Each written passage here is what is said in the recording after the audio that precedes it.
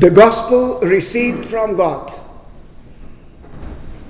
It is something unusual for us how something can be received from God.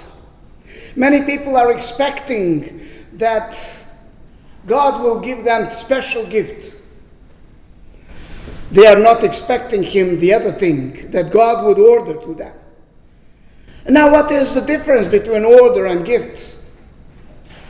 Well, we say the gift is something pleasant, something nice, and somebody give it to us very willingly. But when it's something the order, then we are responsible for that, to fulfill that, or to do or to accomplish that order.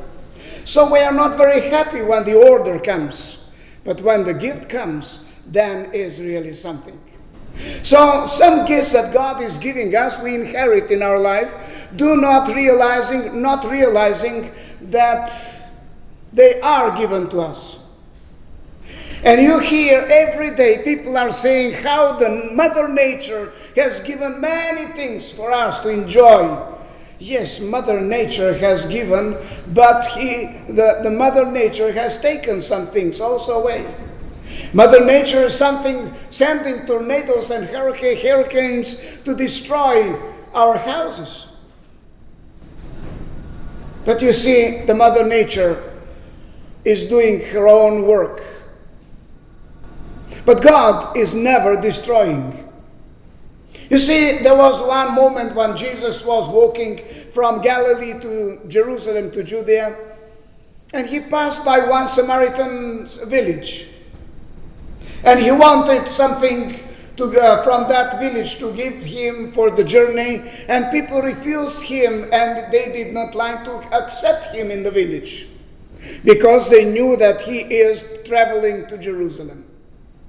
And then the two sons of Zebedee, James and John, they came to Jesus and said, "Lord, just give us right or freedom to say to this village, to the fire to come down from heaven and to burn all the village." Jesus turned to them and said, "Forbid them." "No," he said. "You should not do that, because you don't know what kind of spirit you have. The Son of Man did not come to destroy, but He came to save." So you see, Jesus was not prepared or ready to destroy anything, anybody. Look, for example, in chapter 4 of Gospel of John. If you read that chapter, you will see how the Israelites who were happy with the law and with the tradition brought the woman caught in adultery. And they said, "Lord, this woman is now under condemnation, that we should stone her. What do you say?" Jesus was writing something on the sand, and then he stood up and said, "Whoever of you is without sin, let him first throw stone on her." So he bowed down again to write down on the sand. All of those people turned away, threw their stones by themselves on the side, and none of them condemned the woman. Then Jesus said, "Woman, nobody condemned you?" She said, "No, Lord, nobody condemned me." Jesus says, "Even I do not condemn you. I did not come to condemn you. Go and do not sin anymore." You see, that's the gift. The forgiveness that Lord is bringing is the sign of His care. And He is caring for people and not destroying people. He is bringing love, and that's the gift of God. But now we are going to the second stage. What about people who are refusing the gift of God? What about people who are disobeying Him? As Jesus said to His disciples, some people will persecute you and kill you, thinking that they are serving God. What is God doing with them, with those people? You know, He is not condemning. He is not destroying. Even Judas Iscariot, who was betraying Jesus, Jesus did not say anything to him, but he said, whatever you do, do quickly. But for him, he announced to all disciples, for that person, it would be better not to be born. That was all. And that was not the condemnation. Because Jesus just announced what is the future of Judas Iscariot. Now we see another person here who is giving us the story of his life. That's Apostle Paul. Apostle Paul was zealous for the tradition of Israel. He was highly educated in theology of the Old Testament, highly educated in theology of Israel, and therefore he was very sharp. He was trying to keep the traditions of Moses and the law clear and pure, not destroyed or not changed by anyone. And therefore, when Christianity appeared, he began to persecute them. Now he is saying, I am bringing the gift that God has given me. But this gift was not a gift as usually God is giving, but is the order. Now you see, the order that is given to Paul is different than the order we were talking about earlier. When God has given order to Paul, he first of all asked him, why are you persecuting me? Then, desiring God to give him order, Paul or Saul is asking, Lord, what do you want me to do? Jesus did not give him the order right away, but said to him, go to Damascus, and it will be given to you what to do. When Paul was praying, and when his sight was returning, he knew what to do. He received that. And in the letter to the Corinthians, he says, woe to me if I do not preach the gospel of Jesus Christ. Why woe? Why he was afraid so much? Because he knew the gospel that was given or ordered to him is something very precious, very high esteemed, very well known, and would be declared to the Gentiles. And for that reason, God is calling him and sending him. And Paul was not hesitating because he was honoring God more than anyone else. Honoring, and simply he says, if I do not preach the gospel because of that honor, my conscience will destroy me. Not God. God is not punishing, but my conscience will destroy me. Because God has given me the order, and I need to keep that order and to fulfill it. Therefore, he says, I went to Arabia, and spent time there, meeting and talking with Jesus, seeing his deity, and receiving the gospel. Therefore, he says in the other letters where he writes, I am no less apostle than the others because I have seen the Lord. Now after 13 years, he says, I returned to Damascus, to the church where he began to preach in the beginning after his conversion. And then he returned to Judea, to Jerusalem, meeting only Peter. And with Peter he spent 2 weeks, just to find out what is the reality of the moment after 13 years. Because many things are changing in the due time. And therefore he wanted to know the changes that happened through the time that Peter would instruct him. And then after that he went to Samaria and other places to preach the gospel, equipped, armed with the gospel, to bring to other people and even to the Gentiles.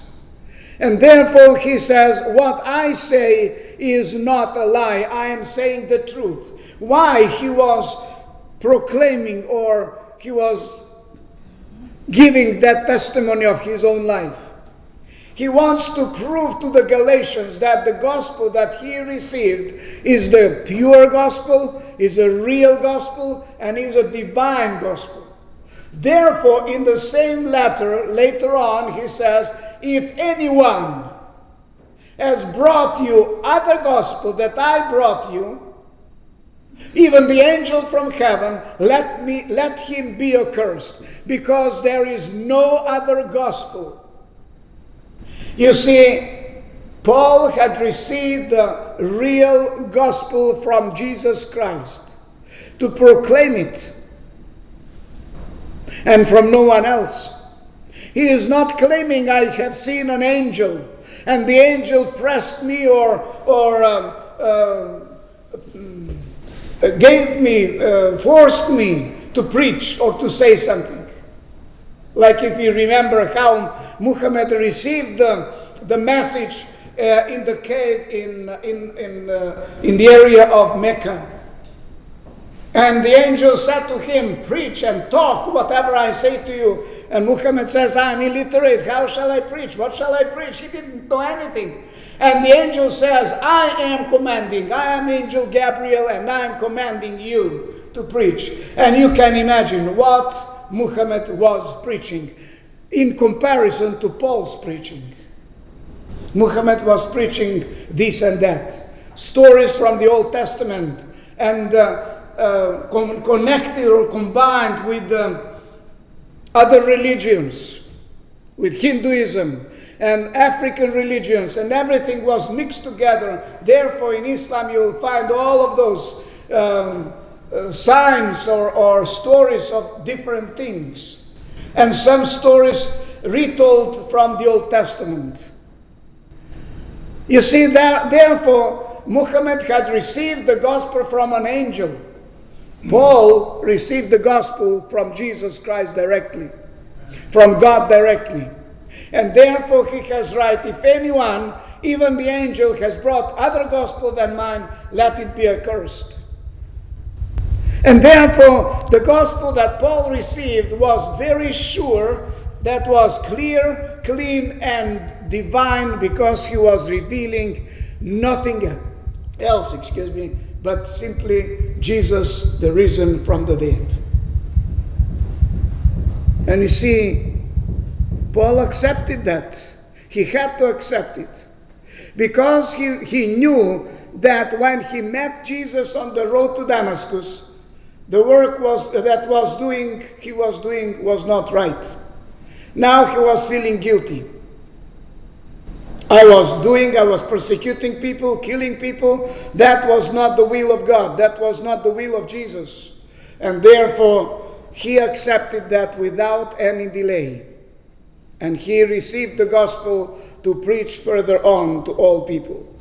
Not by his own choice or election, but by the election of God, because he says, I was elected from my mother's womb to be the preacher of the gospel. And God had prepared me for that. So, as a respect to God, he was trembling before God. He wanted to give all of that gospel, all the truth of the gospel, the base of the gospel, to all people to whom he was preaching. And he is therefore saying, the gospel I preach is truth. I am not lying to you. I am not exaggerating to you. But I am saying that what I heard from him and what I received from him. You see the difference. The gospel received from God and the gospel received from people or from someone else. There is a big difference. Therefore it says, there is no other name, there is no other word, there is no other gospel given under the heaven which would be for our salvation, but the gospel of Jesus Christ. John, the apostle, in the Revelation, he says in the beginning, he who was and who is to come, gave me and revealed to me all things that are and that are coming soon to happen. And I am going to proclaim them to the next generations. So he gave us the prophecy of the time. And he says, whoever reads, let him understand. So the Lord is giving us His gospel in a special way, that we are respectful to God, who is sending His gospel, His truth to us. Because there is no other gospel than His gospel and His revelation. Now at the end, why Paul is confessing this to the church in Galatia.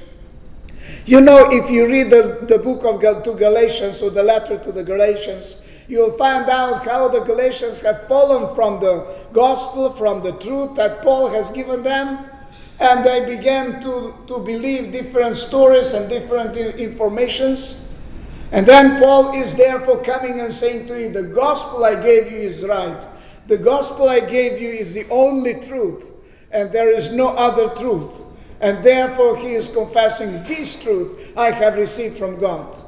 And I am free in my conscience that all of that what I tell you is complete and divine truth, and nothing else. And therefore keep it. He is encouraging the Christians in Galatia to keep that gospel and not to accept anything added to that as it was given the truth by itself. And therefore God is calling any one of us, you personally. He's calling. He is saying, what are you doing? Where are you going? What are you thinking? What is your future? What is your life? And many other questions that they would help us to stop and to think how God is calling us. He is not stopping us on the road to Damascus with a great, great divine light, but He is stopping us with a sound voice as He met Elijah on the Mount of Horeb, saying, what are you doing, Elijah? What are you looking for here? Elijah confesses that he was escaping and asking God to take away his life. But God said to him, go back and fulfill what I command you. Elijah returned, and he was serving God until God has taken him in the clouds. And you see, Paul was preaching because God has given him the gospel, as long as he lives, to preach that gospel and nothing else. You are invited to preach the gospel, not as a pastor or as an educated minister or whatever, but just as a simple Christian. Whatever you experience in your Christian life, do not hold it tinned, I would say, or conserved in your heart. Keep it open. Share it with the others and tell them what you believe and what you know about Jesus Christ the Savior. And His name will be revealed, exalted, praised and glorified, and many people will know the Lord. And then they will say to you, we're not listening to you anymore, because we personally have the experience with Him. May His name be praised and glorified now and forever. Amen.